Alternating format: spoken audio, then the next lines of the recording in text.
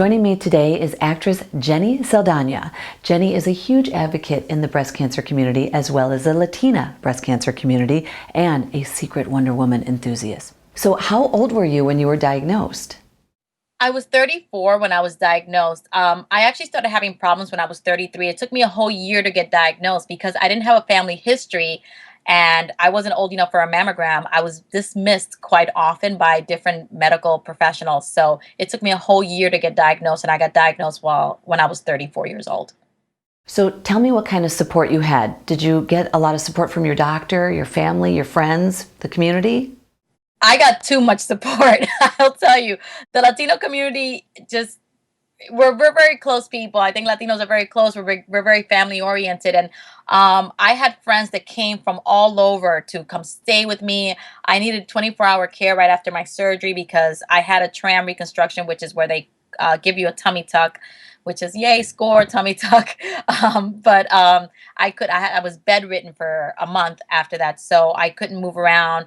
I kept joking that my friends were micromanaging my life because my friends had notebooks and they had all the doctors' numbers and they would ask questions, and it was just sometimes I just wanted to be left alone. But I'm very blessed, and I'm very loved, and I'm very happy to have had that support because unfortunately I have met women who don't have that kind of support, and that's paramount. I mean, support from your family and your loved ones is so important because you need the extra set of hands and the extra set of eyes and the extra body and manpower because you're weak, you're tired, and your only job should be to get better. So you should have a team to help you deal with everything else because being sick is a job. So you should have a team to help you deal with everything else while your job is to just get better. So I'm very blessed that I was very, very well supported.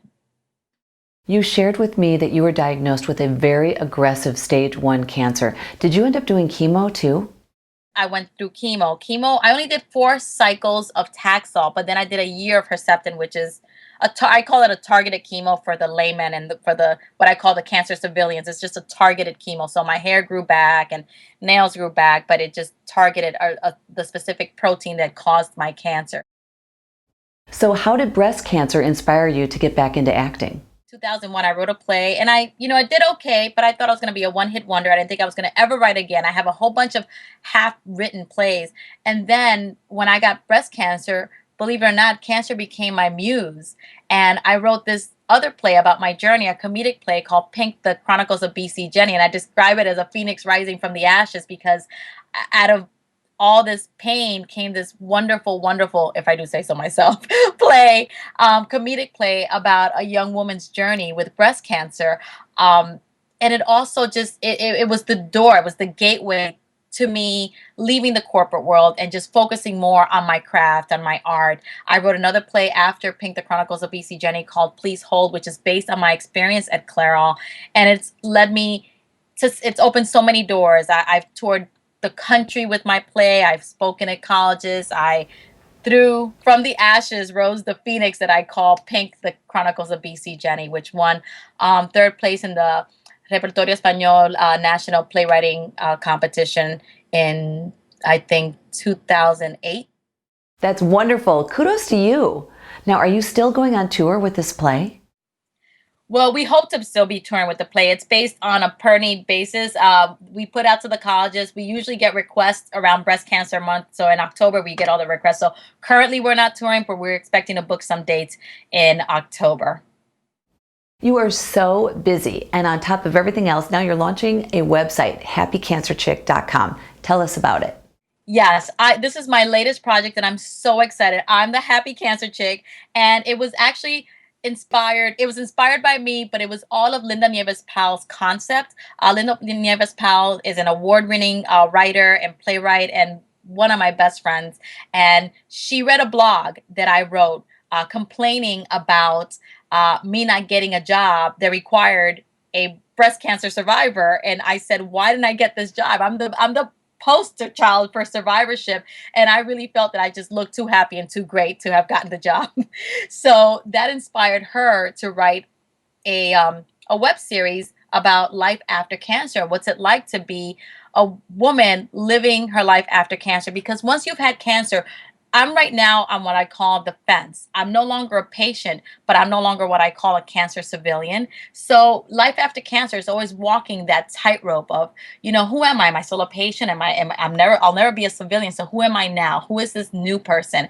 And Happy Cancer Chick, we got together, Linda Nieves Powell and I, and we wrote the episodes, and it's going to be a web series, and we're so excited. We really want people to support it.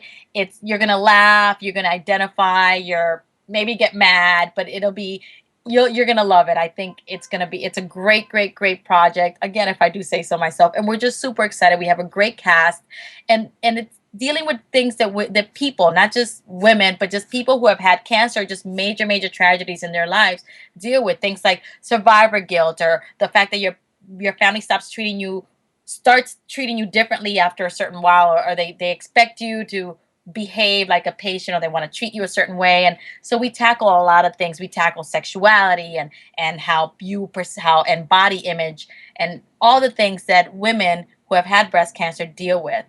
And we are on pins and needles about it.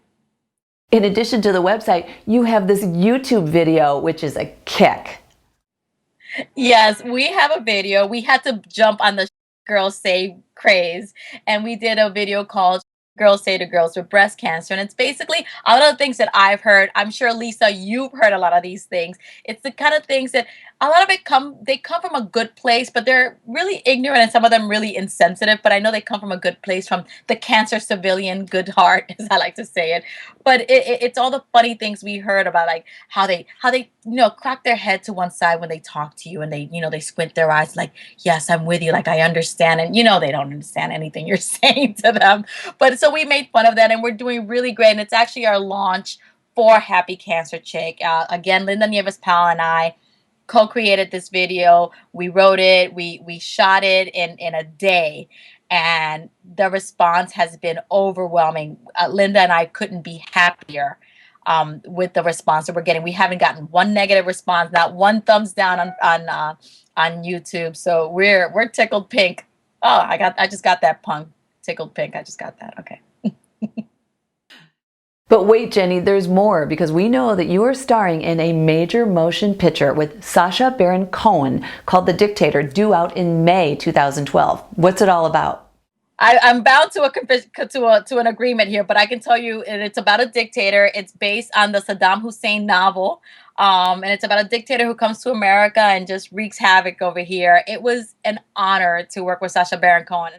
That's Jenny Saldana. You can find her at happycancerchick.com or in the movie The Dictator, due out in May 2012.